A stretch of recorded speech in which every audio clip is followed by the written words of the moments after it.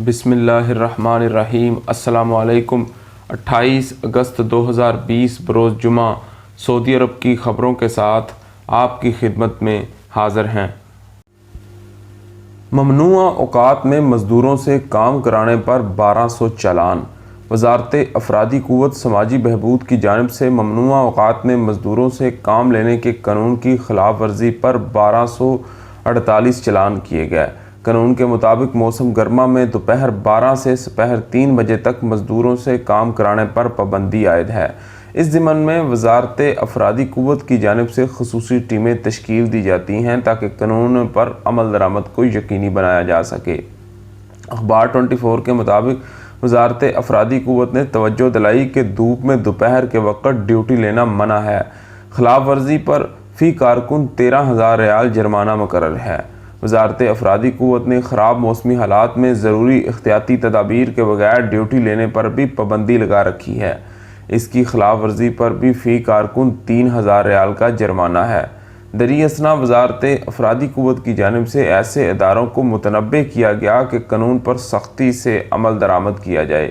وزارت کی ٹیمیں مسلسل ممنوعہ اوقات میں دورہ کرتی ہیں تاکہ خلاف ورزی کرنے والوں کو روکا جا سکے۔ شناختی کارڈ یا اقامہ رہن رکھنے پر سزا۔ سعودی حکام کا کہنا ہے کہ قومی شناختی کارڈ یا اقامہ رہن رکھنا منع ہے۔ کوئی بھی سعودی یا مقیم غیر ملکی کسی بھی ادارے یا فرد کے یہاں رہن کے طور پر شناختی کارڈ یا اقامہ رکھنے کا مجاز نہیں۔ ایسا کرنے والوں کے خلاف کارروائی کی جائے گی۔ اخبار 24 کے مطابق وزارت داخلہ کے متحد محکمہ احوال مدینہ کی جانب سے تنبیہ کی گئی کہ وہ کسی بھی حالت میں اپنا قومی شناختی کارڈ رہن کے طور پر نہ رکھیں۔ جو ایسا کرے گا اس سے باز پرس ہوگی۔ محکمہ احوال مدینہ نے جمعرات کو آگاہی مہم کے تحت جاری پیغام میں کہا کہ قومی شناختی کارڈ اور اقامہ سرکاری دستاویز ہے، اسے کسی بھی ادارے کے یہاں رہن رکھنا منع ہے۔ یاد رہے کہ سعودی قانون کے بموجب شناختی کارڈ رہن رکھنے پر 5,000 ریال تک جرمانہ ہو سکتا ہے۔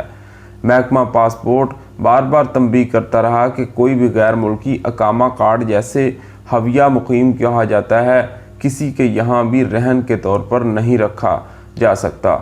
ایسا کرنے پر باز پرس ہوگی۔ کرونا کے 1,000 نئے کیسز، 30 ہلاکتیں۔ سعودی عرب کی وزارت صحت کا کہنا ہے کہ مملکت میں کرونا وائرس کے کیسوں میں تیزی سے کمی ہو رہی ہے۔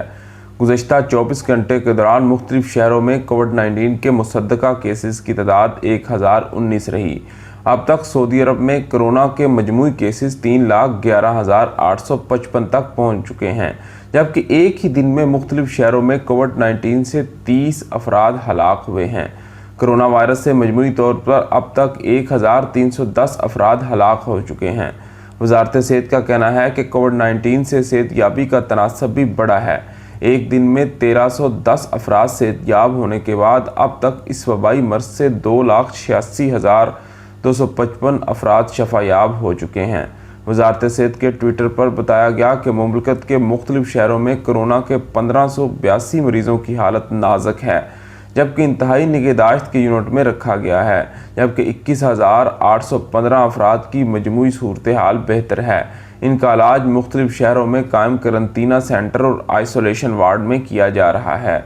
وزارت کی جانب سے جاری اعداد و شمار کے مطابق جمعرات 27 اگست کو سب سے زیادہ مریض مکہ مکرمہ میں سامنے آئے، جن کی تعداد 96 رہی، جبکہ ریاض میں 56، عنیزہ 52، مدینہ منورہ 50، سبیہ 49، جازان 46، تبوک 44، الحفوف 43 اور ابو عریش میں 41، جدہ 32، بریدہ 31، خمیس مشید 30، بلجرشی 21، دمام 19، حفر الباطن 18، طائف میں 13 افراد میں کووڈ-19 کا ٹیسٹ مثبت آیا ہے۔ سعودی وزیر خارجہ فیصل بن فرحان عراق پہنچ گئے۔ سعودی عرب کے وزیر خارجہ فیصل بن فرحان جمعرات کو عراق پہنچ گئے۔ العربیہ نیوز چینل نے یہ اطلاع دی ہے۔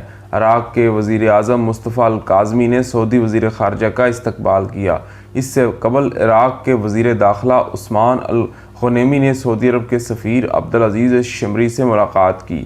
سعودی خبر رساں ایجنسی واس کے مطابق دونوں رہنماؤں نے باہمی تعاون، دو طرفہ تعلقات، سلامتی اور دیگر امور پر تبادلہ خیال کیا۔ مکہ کا شاہی محل عجائب گھر میں تبدیل۔ مکہ کا الظاہر محل عجائب گھر میں تبدیل کر دیا گیا۔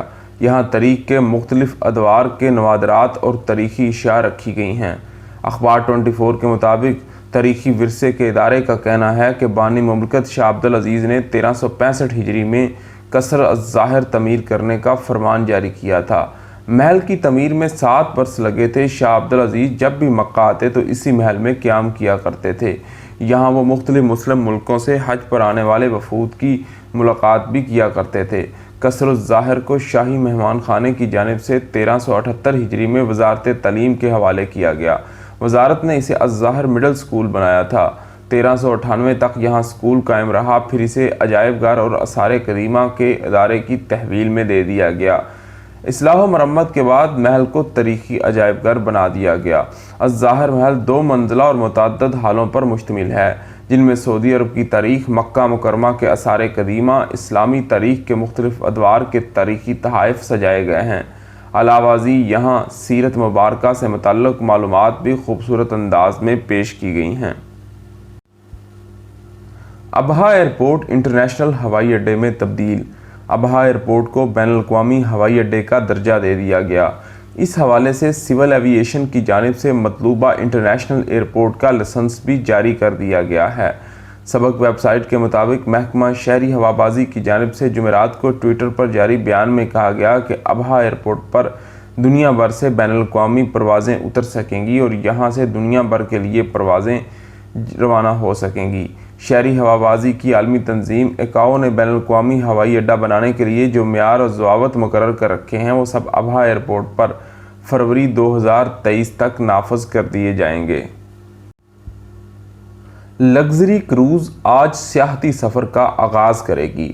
سعودی عرب میں پہلا luxury cruise Silver Spirit programme کے مطابق جمعرات کو کنگ عبداللہ اکنامک سٹی میں پورٹ سے سیاحتی ٹور شروع کرے گا۔ ینبے اور نیوم میں راس ابیز سے گزرتے ہوئے king Abdullah Economic city sea port واپس آئے گا۔ یاد رہے کہ سعودی عرب میں سمندری سیاحت کے لیے سلور سپرٹ کو رجسٹرڈ کیا گیا ہے۔ سبق ویب سائٹ کے مطابق سعودی سمر سیزن سے پہلے تنفس یعنی کھلی فضاؤں میں سانس لو سلوگن کے تحت لگژری کروز سمندری تفریحی سیر کا پروگرام بنایا گیا۔ وزارت ثقافت، پبلک انویسٹمنٹ فنڈ، سعودی محکمہ سیاحت، محکمہ تفریحات، سی پورٹس اور پبلک اتھارٹی سمیت متعدد اداروں نے مل کر سمندری سیاحت کا پروگرام ترتیب دیا۔ ریڈ میں کمپنی میں اسٹریٹجک امور کے ایگزیکٹو ڈائریکٹر غسان خان نے بتایا کہ سمندری سیاحت کا پروگرام کثیر المقاصد ہے۔ اس میں تفریح بھی ہے اور کئی دنیاؤں میں کئی دریافت کے موقع بھی ہیں۔ بحیرہ احمر کے ساحل پر پھیلے ہوئے سیاحتی خزانوں کا مشاہدہ بھی ہے۔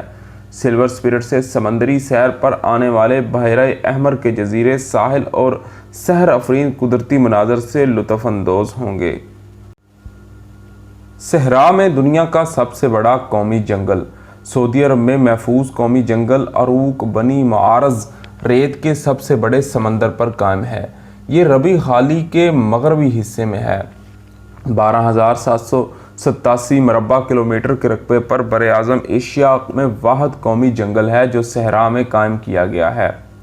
العربیہ نیٹ کے مطابق سعودی جنگلی حیات کے ادارے کے سربراہ محمد قربان کا کہنا ہے کہ عروق بنی معارض محفوظ جنگل صحرا کے قدرتی مناظر اپنے اندر محفوظ کیے ہوئے ہیں۔ اس میں قدرتی حیاتیات متنوع شکل میں موجود ہیں۔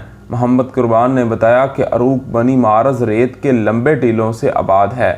اس حوالے سے غالباً یہ دنیا کا سب سے بڑا قومی جنگل ہے۔ عروق بنی معارض محفوظ قومی جنگل آخری مقام ہے۔ یہاں عربی ہرن آخری بار دیکھا گیا تھا۔ محمد قربان نے بتایا کہ جنگلی حیاتیات کے فروغ کے مرکز کی مدد سے یہاں خرد پرد پودوں، جانوروں اور جڑی بوٹیوں کی افزائش کے لیے مؤثر اقدامات کر رہا ہے۔ اسے یونیسکو کے متحد قدرتی عالمی ورثے کے پروگرام کا حصہ بنائے جانے کی تیاریاں ہو رہی ہیں۔ اس کے ساتھ ہمیں اجازت دیجیے۔ آپ کے قیمتی وقت کا شکریہ۔ اللہ حافظ۔